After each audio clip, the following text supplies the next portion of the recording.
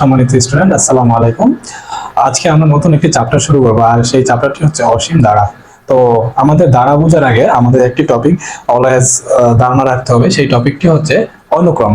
তো অনুক্রমের ধারণাটি আমি তোমাদের হচ্ছে আগে সংজ্ঞায়িত করবো না, আগে হচ্ছে আমি একটা উদাহরণ দিতে যাচ্ছি। তো সেই উদাহরণটি একটু খেয়াল করো। ধরো আমাদের কাছে কিছু সংখ্যা দেওয়া আছে, আর সেই সংখ্যার সেটটা হচ্ছে এরকম যে আমাদের কাছে 1 আছে, তারপর হচ্ছে 3 আছে, তারপর 5, 7, 9। তাহলে তোমাকে যদি বলি আমি এখানে আমি 5টা পদ লিখলাম, এখন যদি বলি যে ষষ্ঠ পদটা কত হবে, তাহলে কি তুমি ইজিলি বলতে পারবে না ষষ্ঠ পদটা আসলে কত হবে?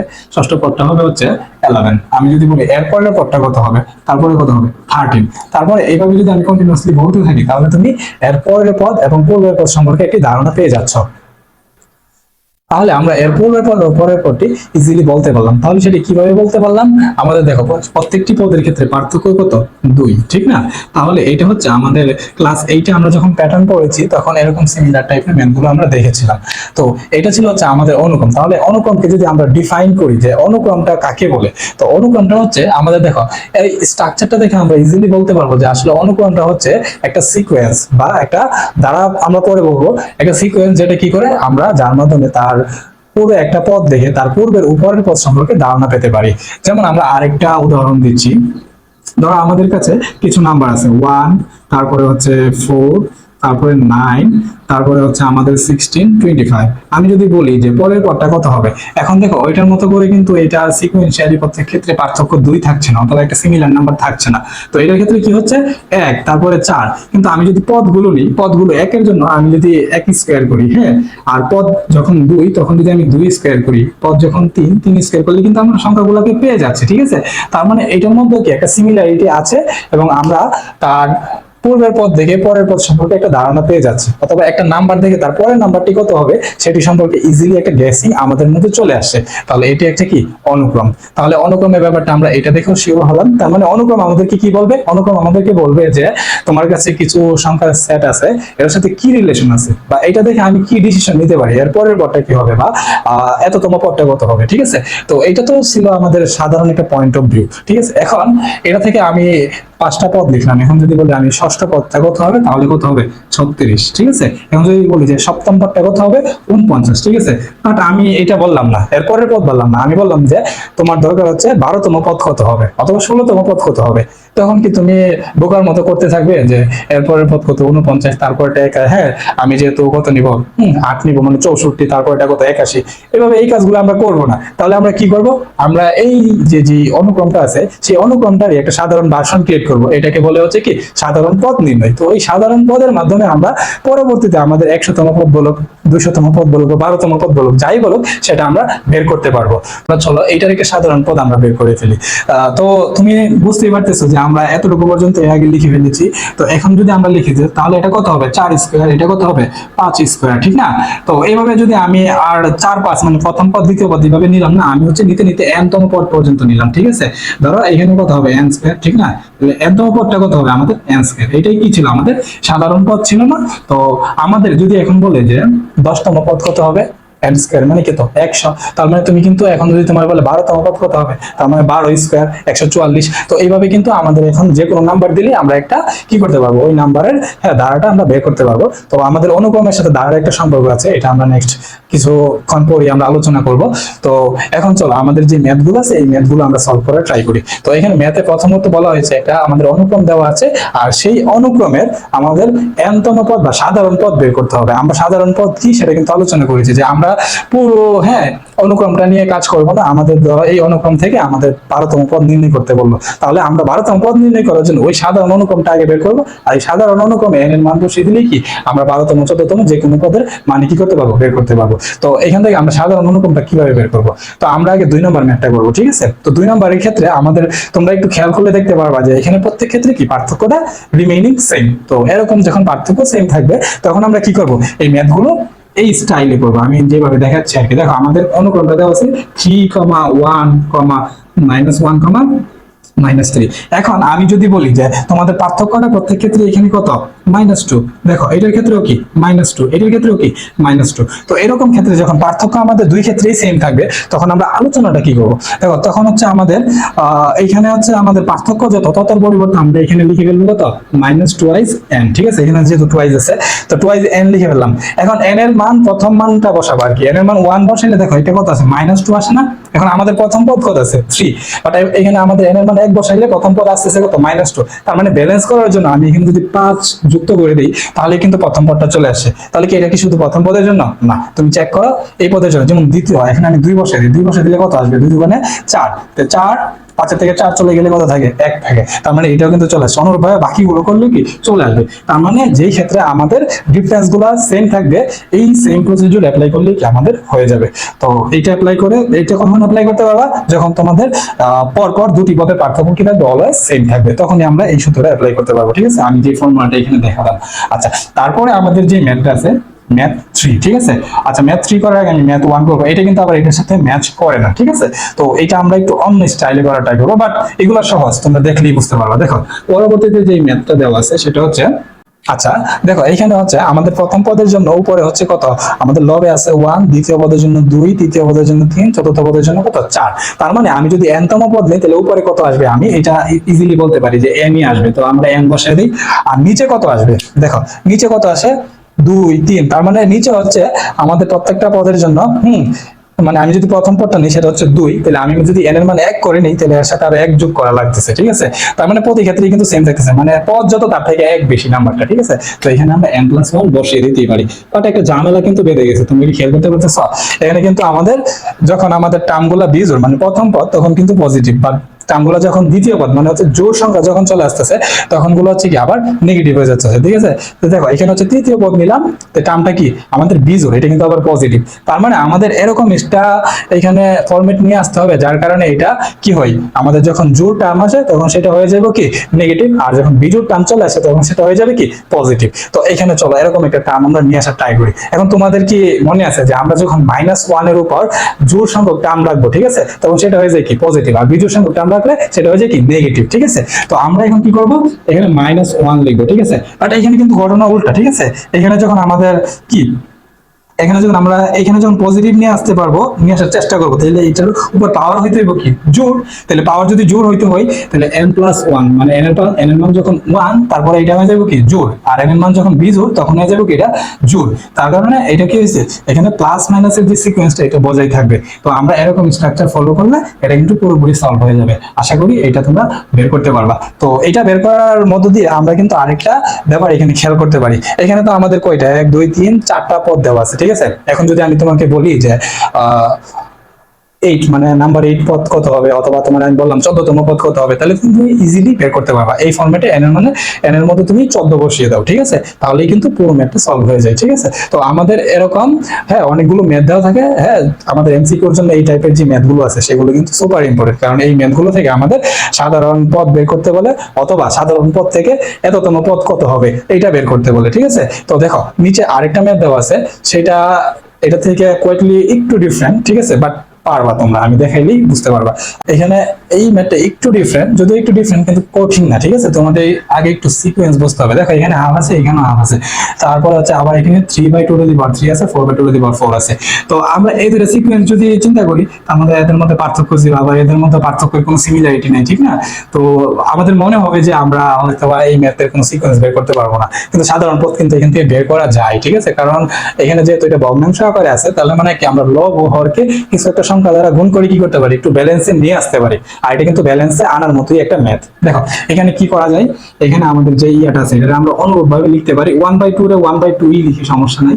তাহলে উপরে আমরা 2 লিখি আর নিচে 2 দ্বারা গুণ দিই, নিচে যদি 2 দ্বারা গুণ দিই তাহলে কি হবে 2² হয়ে যাবে। আচ্ছা তাহলে উপরে কি হবে আবার 3/2^3। আচ্ছা এখন কি তুমি কোন সিমিলারিটিস খুঁজে পাচ্ছ? একটু দেখো তো এখানে কি আছে। এখানে যেই ফরম্যাটটা আছে সেই ফরম্যাটে আমরা এখানে n এর মান 1, হ্যাঁ এখানে n যখন 1 তখন পদটাও কত 1, n যখন 2 পদটাও কি 2, n যখন 3 পদটাও কি 3। তাহলে n এর মান যখন n হবে তাহলে পদটাও কি হবে n ই হবে, ঠিক আছে। আর উপরে কি n এর মান যখন 1 তখন পাওয়ারে আছে কি 1, n এর মান যখন 2 পাওয়ারে কত 2, n এর মান যখন 3 পাওয়ারে কত 3। তার মানে এটা শর্টকাটে আমরা এইভাবে লিখতেই পারি, ঠিক আছে। সাধারণ পদ নির্ণয় করার ক্ষেত্রে উপরে আমরা n লিখবো, কারণ n এর মান যত এখানে উপরে কি ততই আছে। তাহলে এখানে কি লিখবো 2 টু দি পাওয়ার, এখানে দেখো 1 2 3, তার মানে এখানে কি লিখতে পারি আমরা n আমি লিখতেই পারি। তো এটা হচ্ছে আমাদের সাধারণ ফরম্যাটের যে ম্যাথ সেটা। এখন আমি যদি তোমাকে প্রশ্ন করি এটা থেকে তুমি 12তম পদ বের করতে পারবে না, এখানে এর মান কত বসে দিবা 12 বসে দিবা, আর এখানে তো 12/2 ঠিক আছে।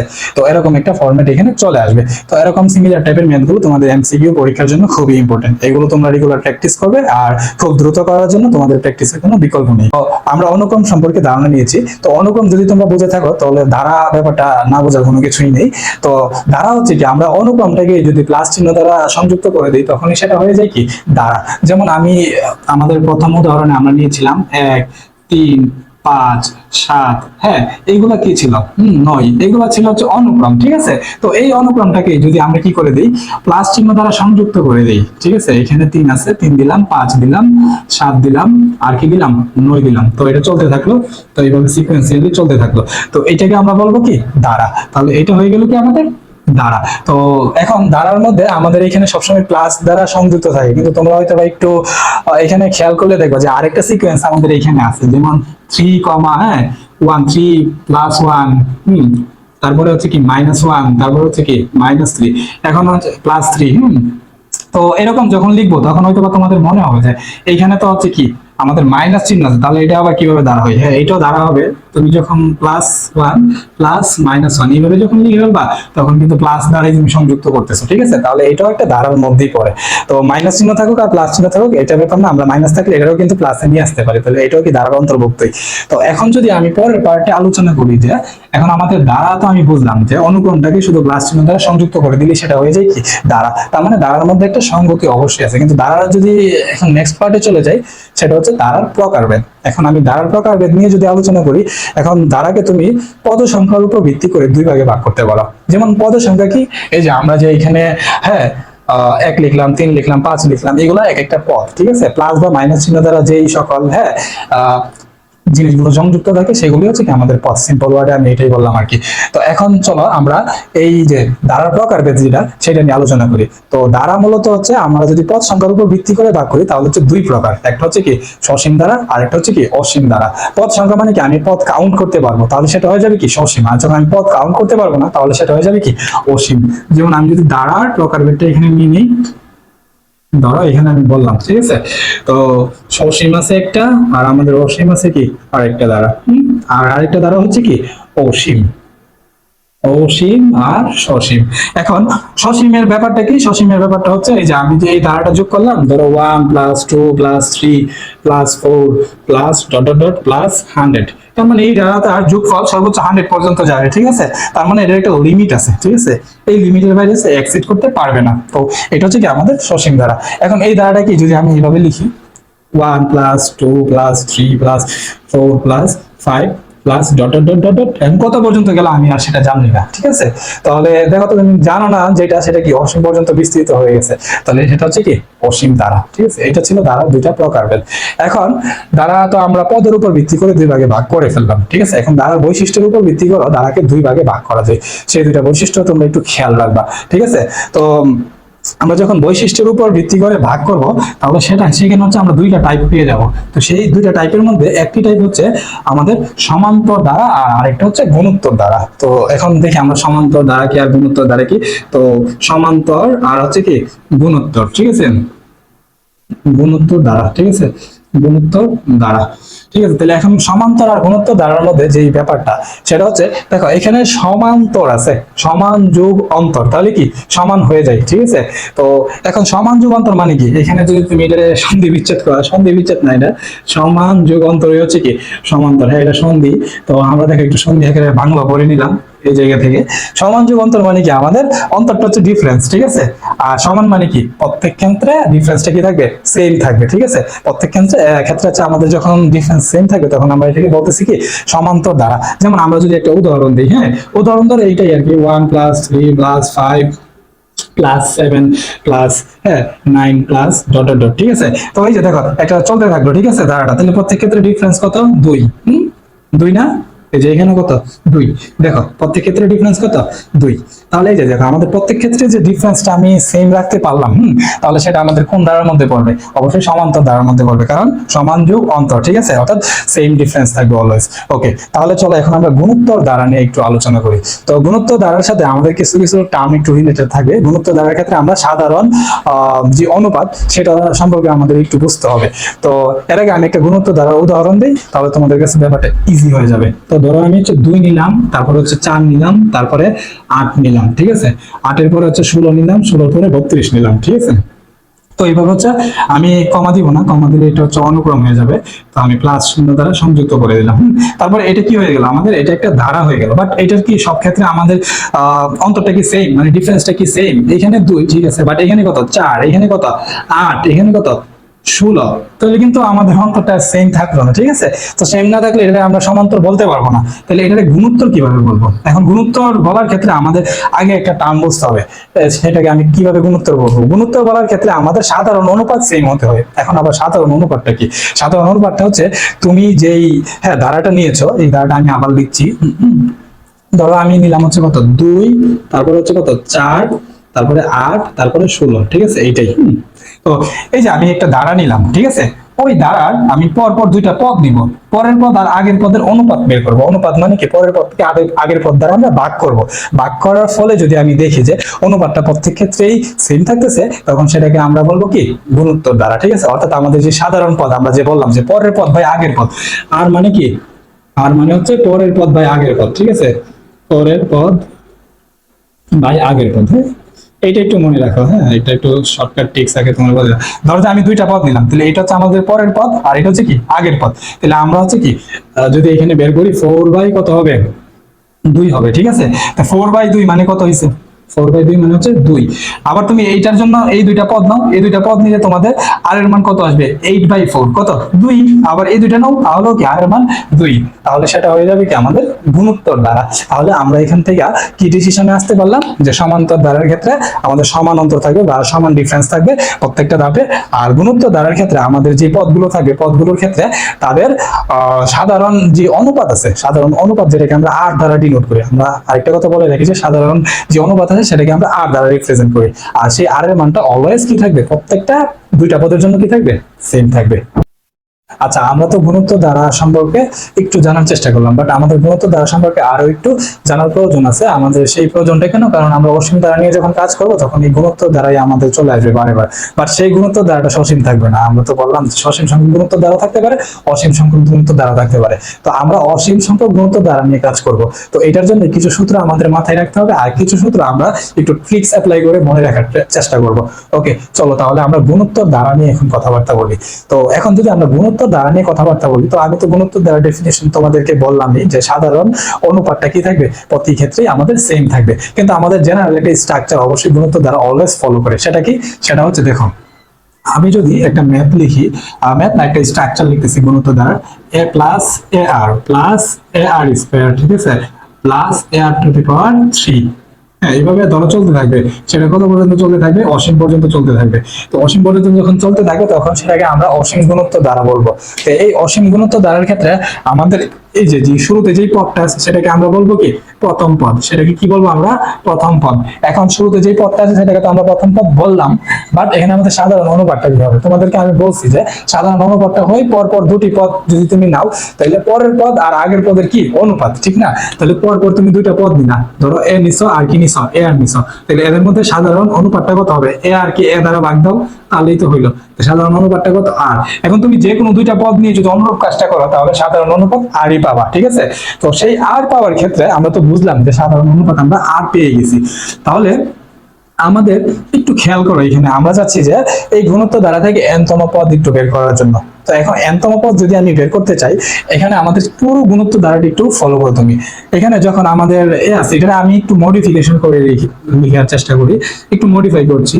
তো এখানে ar⁻0 প্লাস ar, এটাকে 1 লিখতে পারি তাই না, আর স্কয়ার লিখতে পারি, আর এটাকে কি লিখতে পারি, আর কিউব লিখতে পারি তাই না। তো দেখো এখন যখন আমি এই ব্যাপারটা লিখলাম, তো এখানে এটা প্রথম পদ, প্রথম পদের ক্ষেত্রে আর এর উপর পাওয়ার আছে কত 0, দ্বিতীয় পদের ক্ষেত্রে আর এর উপর পাওয়ার আছে কত 1, তৃতীয় পদের ক্ষেত্রে 2। তার মানে তুমি কি একটা সিকোয়েন্স এখানে খেয়াল করতে পারছো যে আমার যখন হচ্ছে কি পদ সংখ্যা যখন n, তখন কি আমাদের আর এর উপর পাওয়ার কি n-1, ঠিক না। তো আমরা এখানে কি লিখবো, যে এখানে আমাদের পদ আছে 1, তার মানে আর এর উপর পাওয়ার কত হবে 0, পদ আছে 3, হ্যাঁ পদ যদি 4 নাম্বার পদ হয় তাহলে আর এর উপর পাওয়ার হবে কত 3। তাহলে অনুরূপভাবে আমরা যদি বলি যে n-তম পদটা কত হবে, n-তম পদ কত হবে, n-তম পদ হবে, দেখো প্রত্যেক ক্ষেত্রে যেহেতু আর এর উপর পাওয়ারটা 1 কম তার আগের তুলনায়, তাহলে আমরা লিখবো কি আর n-1, ঠিক আছে। তো এখন আমরা এই ফর্মুলাই অ্যাপ্লাই করে দেখি যে আমরা চতুর্থ পদটা বের করতে পারি কিনা, ঠিক আছে। এইখান থেকে আমরা চতুর্থ পদটা বের করতে পারি কিনা। তো এখান থেকে যদি আমি চতুর্থ পদটা বের করার চেষ্টা করি, তাহলে কি হবে এ ইনটু, হ্যাঁ আমাদের কিন্তু শুরুতে এ ছিল, এ থাকবে, অলওয়েজ থাকবে r⁻, দেখো এখানে আমরা বসে দিব 4 - 1, কত হবে r⁻3, এটা কিন্তু চতুর্থ পদ হয়ে গেল, ঠিক আছে। এটা ছিল আচ্ছা আমাদের জেনারেল স্ট্রাকচারের যে ব্যাপার সেটা, কিন্তু আমরা যদি একটা র্যান্ডম উদাহরণ দিয়ে যে কোনো একটা পদের ব্যাপার যদি আমরা বের করতে চাই, ধরো যে কোনো একটা পদ আমরা বের করব, ধরো আমাদের কাছে আছে কত 2, 4, 8, তারপরে আছে কত 16, 32, ঠিক আছে, তারপরে কত আছে ধরো যে কোনো একটা কিছু এইভাবে দেওয়া আছে আর কি। তো এটা আমি ধারা আকারে লিখি, অনুক্রম না লিখে, তো ধারা আকারে লিখলাম আমি। তো ধারা আকারে যদি লিখি তাহলে এটা চলতে থাকবে। তো এখন যদি এটা চলতে থাকে, তাহলে আমি এখান থেকে বললাম যে এটা কত 5 নম্বর পদ না, 1 2 3 4 5, হ্যাঁ। তো এখন আমি জানতে চাচ্ছি যে 5 নম্বর পদটা কি আসলে 32 কিনা, ঠিক আছে। আমি সূত্রে একটু যথার্থতা যাচাই করি। তো দেখো এখন আমরা তো জানি যে n-তম পদ কত, n-তম পদ হচ্ছে ar⁻n-1, তাই না। হ্যাঁ এইটাই তো। তাহলে এটাই যদি হয়, তাহলে আমরা এর জায়গায় কত পাইছি, এ মানে আমরা বলছিলাম শুরুতে যে প্রথম পদ এখানে কত আছে 2 আছে, তাহলে আমরা এখানে 2 বসাই দিই। আর আর মানে কত, আর আমি বের করছি না এখানে, তোমরা একটু করে নিবা যে তো আমরা যে কোনো দুইটা পদ নিব, ধরো এইটা অথবা এইটা, তো আমরা এই দুইটা পদ নিলাম, ধরো এই দুইটাই নিলাম আর কি। এই দুইটা নিলে পরের পদকে আগের পদ দ্বারা ভাগ করা, তাহলে 8/4 কত হবে, 8/4 মানে হচ্ছে 2, তাহলে এখানে 2 লিখবা, ঠিক আছে।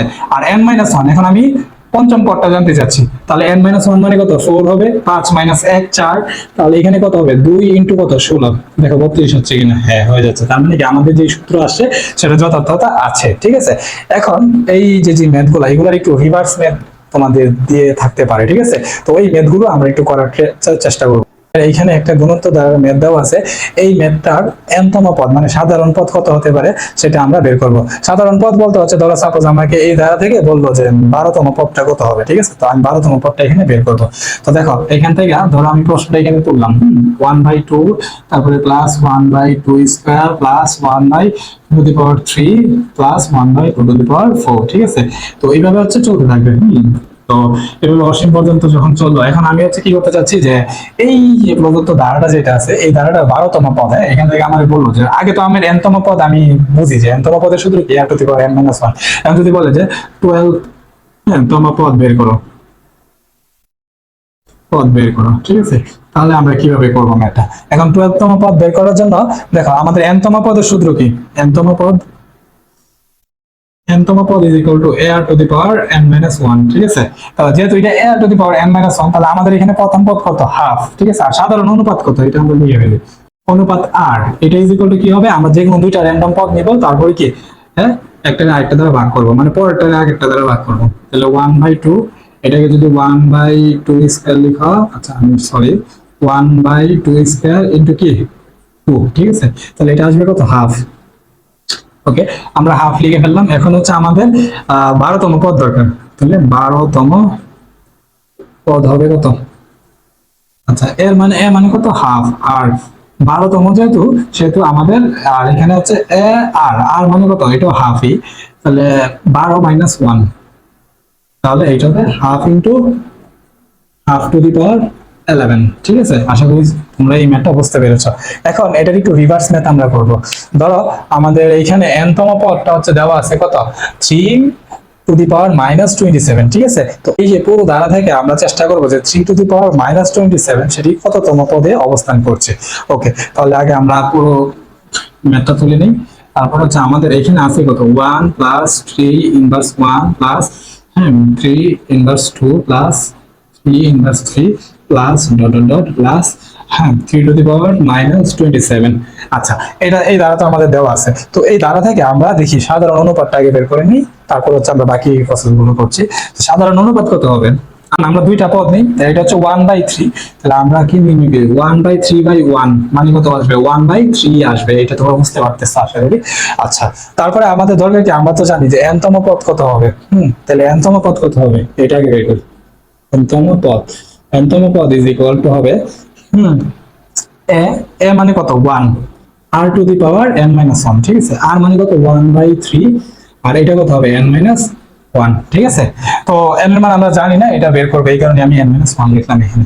আচ্ছা, তারপরে আমি কি লিখতে পারি? আচ্ছা দেখো, এটা মানে তো হচ্ছে 1 না দিলেও হবে, ঠিক না? ওকে, আচ্ছা তাহলে এটা আমরা এখন তোমরা একটু চিন্তা করো, আমি তো n তম পদ বের করার চেষ্টা করছি, কিন্তু আমি ধরে নিচ্ছি যে এটা আমার n তম পদ, ঠিক আছে। তাহলে এই n তম পদটা আসলে কত নাম্বার পদে অবস্থান করছে সেটাই আমাদের জানার বিষয়। তাহলে আমরা বলতে পারি যে এইটা ইজ ইকুয়াল টু এইটা, ঠিক আছে। যেহেতু আমরা n তম পদ আমরা জানি যে এইটাই হবে, তাহলে আমরা বলতে পারি যে 3 টু দি পাওয়ার, আচ্ছা আমরা আগে এইটা লিখি, n-1 ইজ ইকুয়াল টু কি 3 টু দি পাওয়ার 27 এর আমরা এইভাবে লিখতে পারি, 1/3 4 টু দি পাওয়ার 27 এইভাবে লেখা যায়, ঠিক আছে এটাকে। তো এখন আমরা দেখো বেস দুইটার ক্ষেত্রেই সেম। এখন আমাদের লগারিদমে অথবা সূচকে একটা কনসেপ্ট ছিল যে বেস যখন দুইটারই সেম থাকবে তখন বেস আর বেস আমরা কাট করতে পারি, অথবা যদি পাওয়ার দুইটারই সেম থাকে তখন পাওয়ার আর পাওয়ারে কাট করতে পারি। এখানে যেহেতু বেস দুইটারই সেম অর্থাৎ 1/3 তো এই দুইটা কাট করে আমরা লিখতে পারি কি n-1 ইজ ইকুয়াল টু কি 27 বা n ইজ ইকুয়াল টু কত আসবে 28, ঠিক আছে। এখন তুমি একটু কাউন্ট করো, আমি তো আর এত দূর পর্যন্ত যেতে পারবো না। তুমি এটারে বিস্তৃত করতে করতে তুমি হচ্ছে 28 পর্যন্ত যাবা, গিয়ে দেখবে যে এটা আসে কিনা। অবশ্যই ডেফিনেটলি এইটাই আসবে। গুণোত্তর ধারা সম্পর্কে জানলাম এবং সেই ধারার n তম পদ কত হবে সেটাও আমরা বের করলাম। আর সেটার সূত্র ছিল কি a two the power n-1। এখন আমি গুণোত্তর যে ধারাটি আছে সেটির প্রথম থেকে n তম পদ যেটা আছে অর্থাৎ nটি পদের সমষ্টি আমরা বের করব। nটি পদের সমষ্টি বলতে আসলে কি বোঝাই? দেখো আমাদের ধরো এরকম একটা ধারা দেওয়া আছে, ঠিক আছে। ধারাটা ধরো n তম পদ পর্যন্ত হচ্ছে কি এতটুকু পর্যন্ত বিস্তৃত হলো, অর্থাৎ শুরু থেকে n তম পদ হচ্ছে কত এত। তাহলে আমি শুরু থেকে nটি পদের সমষ্টি মানে এইখান থেকে এটার সাথে এটা যোগ করব, এটার যোগফলের সাথে আবার এটা যোগ করব, তারপর এইভাবে চলতে চলতে আমি যে n তম যে পদটা আছে সেই পদ পর্যন্ত আমি যোগ করার চেষ্টা করছি, ঠিক আছে। তো যোগ করার পর যে আমি যে ফলাফলটা আমি পাবো সেই ফলাফলটাই কি করব আমি এখানে যে দুইটা সূত্র এই দুইটা সূত্রের মাধ্যমে আমি বের করতে পারবো। তো এই দুইটা সূত্র সম্পর্কে একটু আমি আলাপ আলোচনা করি, তো সেটা তোমাদের জানা দরকার। আর এই সূত্রের আমি ডিরাইভেশন দেখাবো না, এগুলো একটু তোমরা মুখস্থ করে নিবা। আর এগুলো মুখস্থ করে নেওয়াটাই ভালো, তোমাদের ডিরাইভেশন কখনোই পরীক্ষায় আসবে না। আচ্ছা দেখো এখানে যেটা আছে যে Fn is equal to a into r to the power n-1 by r-1, r is যখন greater than 1, অর্থাৎ তুমি যে দুইটা সাধারণ অনুপাত নিতেছো, ঠিক আছে, দুইটা না অনেকগুলো সাধারণ অনুপাত নিবা, আর প্রত্যেক ক্ষেত্রে কি অনুপাতটা সেম থাকবে। আর সেই অনুপাতটা r is যখন কি করবে আমাদের একের থেকে বড় হবে তখন আমরা এই সূত্রটি ইউজ করব। আর অনুরূপভাবে যখন সেই অনুপাতটা একের থেকে ছোট হবে তখন হচ্ছে কি আমরা এই সূত্রটি ইউজ করব। তো প্রথম ধারাটি হচ্ছে এরকম যে আমি 2 নিলাম, 4 নিলাম, 6 নিলাম, 2 4 তারপরে 8 নিলাম, তারপর 16 নিলাম, আর তারপর হচ্ছে কি 32, অর্থাৎ প্রতি ক্ষেত্রে আমি ডাবল করছি, ঠিক আছে। তো এখন দেখো তো এই ক্ষেত্রে আমি যদি r এর মানটা বের করি, এখানে r এর মান কত আসবে? r এর মান আমি অনেকবার বের করেছি, এখন আর বের করবো না, জাস্ট আমি এখানে শো করছি। তো দেখো এখন 4 আছে আর এখানে কত আছে 2 আছে, তো 4/2 মানে কত 2। আচ্ছা বলো তো এখানে r এর মানটা কি একের থেকে ছোট না বড়? অবশ্যই বড়। তো একের থেকে যদি বড় হয় তাহলে আমরা কোন সূত্র ইউজ করব? তার মানে এইটার জন্য আমরা যদি সমষ্টি বের করতে চাই, সমষ্টি বলতে ধর আমাকে 5টা পদের সমষ্টি, শুরু থেকে 5টা পদের সমষ্টি বের করতে বললো, তাহলে এইখান থেকে আমরা এতটুকু পর্যন্ত যাব। যাওয়ার পর যেহেতু n এর মান 5, তাই n এর জায়গায় আমরা 5 বসিয়ে দেব। 5 বসিয়ে দিলে কি পুরো যে ফরম্যাটে এই ফরম্যাটের আউটপুট চলে আসবে, অর্থাৎ আমাদের সমষ্টি চলে আসবে। এখন কাজ করতেছি, তো কাজটা হচ্ছে আমি এইখান থেকে এতটুকু পদ পর্যন্ত যোগ করব, ঠিক আছে। যোগ করার পর যে দেখবো যে আমরা যে যোগ করে ম্যানুয়ালি যোগ করে যে ফলাফলটা পেয়েছি সেই ফলাফলটা আমাদের সূত্রের মাধ্যমে করলে একে আসে কিনা। তো দেখো তোমরা 2 এর সাথে 4 যোগ করো, কত আসবে? 6, 6 এর সাথে 8 যোগ করো 14 আসবে। এইভাবে যোগ করতে করতে তুমি 32 পর্যন্ত যোগ করো, টোটাল সামেশনটা তোমার কত আসবে? সাম ইজ ইকুয়াল টু আসবে 62। ঠিক আছে, ম্যানুয়ালি দেখা ট্রাই করবো যে আসলে সূত্রের মাধ্যমে আমাদের প্রদত্ত ফলাফলটা আসে কিনা। এখন দেখো আর ইজ ইকুয়াল টু কত? 2। তাহলে এটা কোন সূত্রকে ফলো করবে? এটা না এটা, অবশ্যই উপরেরটাই ফলো করবে, কারণ এখানে আর এর মান হচ্ছে কি গ্রেটার দেন 1। তাহলে S5 ইজি বলতে আমরা কি লিখতে পারি? আমরা যেহেতু পঞ্চম পদের সমষ্টি বের করতে চাচ্ছি, তাহলে আমাদের এ হচ্ছে 2, তাহলে আমরা 2 বসিয়ে দিলাম। আর আর এর মান কত? 2। আর এর মান হচ্ছে যেহেতু 5 নাম্বার পদটা বের করতে চাইছি, তাহলে 5 আর -1 সূত্রের, আর হচ্ছে নিচে আছে কত? আর -1 অর্থাৎ 2 -1। তার মানে উপরের ফলাফলটা হচ্ছে কি আমাদের ফলাফল, আর নিচে যেহেতু 1 আছে ওটা ক্যালকুলেট করার দরকার নেই। তাহলে এটা কত আসবে? 2 ইনটু 2 দি পাওয়ার 5 মানে হচ্ছে কি আমাদের যদি ক্যালকুলেটর 2 দি পাওয়ার 5 মানে হচ্ছে 16 32 আসবে। ঠিক আছে, 32 মাইনাস 1 কত হবে? 31। তো 31 ইনটু 2 আমাদের 62 কিন্তু চলে আসছে। ঠিক আছে, তাহলে আমরা বুঝতে পারলাম যে আসলে সূত্রটি ঠিকই আছে, যথার্থই আছে। তাহলে এই সূত্র হচ্ছে আমরা তখন ইউজ করবো যখন আর এর মান হচ্ছে আমাদের গ্রেটার দেন কি আসবে? 1 আসবে। তো আরেকটা আমি উদাহরণ দিচ্ছি, সেই উদাহরণটা আমি চেক করবো না যে আসলে সূত্র ঠিক আছে কিনা, সূত্র ঠিকই আছে। তো আমরা দেখবো যে দেখো আমরা এখানে 2 লিখলাম, তারপর হচ্ছে প্লাস লিখা 1 বাই 2 স্কয়ার লিখলাম, plus 1 by 2 to the power 3 লিখলাম, plus 1 by 2 to the power 4, plus dot dot dot plus. হ্যাঁ, তো এইভাবে হচ্ছে আমাদের চলতে থাকবে ধারাটা। তো চলতে যখন থাকবে, তো এখন দেখো এখানে কি আছে? এখানে 1 বাই 2 আছে, প্লাস 1 বাই 2 স্কয়ার আছে। তার মানে প্রত্যেক ক্ষেত্রে আর এর মানটা রিমেইনিং সেম। ঠিক আছে, তার মানে এটা গুণিত দ্বারা আমি নিঃসন্দেহে বলতে পারি এটা হচ্ছে আমাদের প্রথম ধাপ। তারপরে দেখবা যে আর এর মান লেস দেন 1 গ্রেটার দেন 1। আচ্ছা দেখো আর এর মান কত হবে? আর এর মান হচ্ছে আমি পদ শুরু থেকে দুইটা পদ নিই, তাহলে 1 বাই 2 স্কয়ার আমি একসাথে একবারে করে ফেলতে পারছি। হ্যাঁ, চেষ্টা করছি, তোমরা আশা করি পারবা। তারপরে কত আসবে? 2 আসবে। তাহলে এটা কত আসবে? 1 বাই 2, অর্থাৎ এটা আর ইজ লেস দ্যান 1। তাহলে আমি কোন সূত্র ইউজ করব? আমরা যদি সমষ্টি বের করতে চাই তাহলে হচ্ছে আমরা এই সূত্রটা ইউজ করব। আচ্ছা, এখন হচ্ছে আমরা উপরোক্ত যে গুণিত দ্বারাগুলো পড়লাম, সেই গুণিত দ্বারা থেকে আমরা গুণিত দ্বারা অসীমতক সমষ্টি থাকে কিনা, থাকলে সেটা কিভাবে বের করব তার সূত্রটা আমরা একটু দেখার ট্রাই করি। তো আচ্ছা দেখো এই ধাপে হচ্ছে আমরা কি করতেছি যে আমরা অসীমতক সমষ্টি বের করতে যাচ্ছি। তো শুরুতে আমি বলে রাখি যে অসীমতক সমষ্টিটা আসলে কি। অসীমতক সমষ্টি হচ্ছে যে তুমি এখান থেকে যাত্রা শুরু করলা, যে এর সাথে এটা যোগ করলা, এ আর যোগ করলা, তাহলে তুমি যোগফল পেলা, তারপরে কি এটাও যোগ করলা, তারপরে কি আরো যোগফল পেলা। তো এইভাবে দেখো ধারাটা চলতেছে কোথায়? অসীম পর্যন্ত। তো এই পদ নেওয়ার পর আরো যদি পদ নিতে থাকো, অর্থাৎ অসীম পর্যন্ত তুমি যদি পদ নিতে থাকো, তারপর যে যোগফলটা পাবা সেটাই হচ্ছে কি অসীমতক সমষ্টি। তো এই অসীমতক সমষ্টির ক্ষেত্রে আমরা একটু আগে বলেছিলাম যে রেঞ্জটা কত হতে হবে? Modulus of r is less than 1 হতে হবে, অথবা এই রেঞ্জটা হতে হবে -1 থেকে +1 পর্যন্ত। এখন কেন আমরা এই রেঞ্জটাই নিয়ে থাকি সেটা একটু বলে রাখি। দেখো আমরা এই রেঞ্জটা নিয়ে থাকি এই কারণে, যখন আর এর মান ইজ গ্রেটার দেন 1 হবে তখন আমরা সূত্রে কি কোনটা ইউজ করতে হবে? এইটা। তো এখন যখন আমরা এই সূত্রটা ইউজ করব, ধরো আর এর মান গ্রেটার দেন 1, আর এর মান 2 নিলে সাপোজ, তো 2 নিলে n এর মান তো ইনফিনিটি পর্যন্ত গেছে, ঠিক না? তো কোনো কিছুর উপর ইনফিনিটি মানে কি আরো ইনফিনিটি। তো কোনো কিছুর যোগফল তুমি যদি ইনফিনিটি বের করো তাহলে তো আর এটা সমষ্টি থাকলো না, ঠিক না? তো এই কারণে হচ্ছে আমরা আর এর মান যখন গ্রেটার দেন 1, তো আমরা এই সূত্র ইউজ করতে পারবো না। তো আমাদের উপরে সূত্র লাগবে না যখন আমরা অসীমতক সমষ্টি বের করব, ঠিক আছে? তো আমাদের লাগবে কোনটা?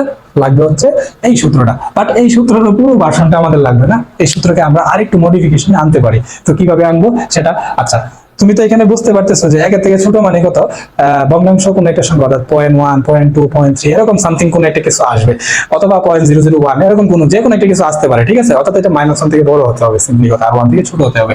তো এরকম একটা ভ্যালু তুমি যদি এখানে ইনপুট দাও, দেখো আমি শুরুতে একটু বলে রাখি, এখানে আমাদের এই টার্মটা একটু লাগবে। হ্যাঁ, 1 - r, আমি এই টার্মটা একটু এখানে লিখছি বাই কি 1 - r, ঠিক না? আর এখানে আছে কত? এ। তো এটা আমি লিখলাম। এখন আর এর মান আমি কত বসাচ্ছি? আর এর মান আমার কাছে সাপোজ হচ্ছে একটা রেঞ্জের ভিতরে, অর্থাৎ ধরো আমি 0.2 বসালাম, ঠিক আছে? অর্থাৎ এই রেঞ্জের ভিতরে একটা ভ্যালু বসাও। তো আর এর মান যদি তুমি 0.2 বসাও, তাহলে এখানে 0.2 লিখলা, ঠিক আছে? এখন n কত পর্যন্ত যাবে? n তো ইনফিনিটি পর্যন্ত যাবে ভাই। এখন n তুমি ইনফিনিটি লিখলা, ঠিক আছে? এখন দেখো কোনো কিছুর উপর পাওয়ার যদি তুমি ধরো 0.2 এর উপর পাওয়ার 100 রাখো, সাপোজ 100, এটা তো ইনফিনিটি, আমি আরো অনেক ছোট সংখ্যা নিলাম, তাহলে এটার ভ্যালু কত আসবে তুমি জানো? 0.0000000, মানে অনেক ছোট্ট একটা ভ্যালু আসবে না? হ্যাঁ, এটা বুঝতেই পারতেছো, মানে এরকম একটা সামথিং একটা ভ্যালু আসবে আর কি। তো এই ছোট ভ্যালু এইটা আসে, কিন্তু এটা যদি আমি ইনফিনিটি নিই তাহলে কি ব্যাপারটা একেবারে শূন্যের কাছাকাছি, শূন্যের কাছাকাছি না, একেবারে শূন্যই চলে আসে, ঠিক আছে? তো একেবারে যদি শূন্য চলে আসে, তার মানে আমি বলতেই পারি যে r two the power n মানে কত? 0, ঠিক আছে? তো আমি এখন r two the power n সমান যদি 0 বসিয়ে দেই, তাহলে এই ভ্যালুটা আমাদের কত আসে সেটা আমরা দেখি। দেখো sn মানে তো এটা, ঠিক না? তাহলে এখন r two the power n মানে 0, আমরা এটা বুঝলাম 0 হবে। তো এখন এই পার্ট থেকে আমরা তো বলতেই পারি এটা যেহেতু জিরো, তার মানে কি a into one minus zero by কি ওয়ান মাইনাস আর। তো এটাকে আমরা আরেকটু স্ট্যান্ডার্ড ওয়েতে লিখতে পারি a by one minus r. আচ্ছা, তাহলে এইটা আবার কি হয়ে গেল, এস এন থেকে আমরা এস ইনফিনিটি চলে গেলাম, তাহলে এস ইনফিনিটি হয়ে যাবে এত। তাহলে এস ইনফিনিটি সমান আমরা এইটা লিখতে পারি। তাহলে এইটার মাধ্যমে হচ্ছে আমরা নেক্সটে পরবর্তী যে মেথগুলো আছে সেই মেথগুলো আমরা করা ট্রাই করব। আর আজকের ক্লাসটা ছিল বেসিক লেকচার, তো এই বেসিক লেকচার থেকে আমরা পরবর্তী ক্লাসে টাইপ ওয়াইজ মেথগুলো করার চেষ্টা করব। আর ততক্ষণ পর্যন্ত তোমরা আমাদের সাথেই থাকো। ধন্যবাদ তোমাদের সবাইকে।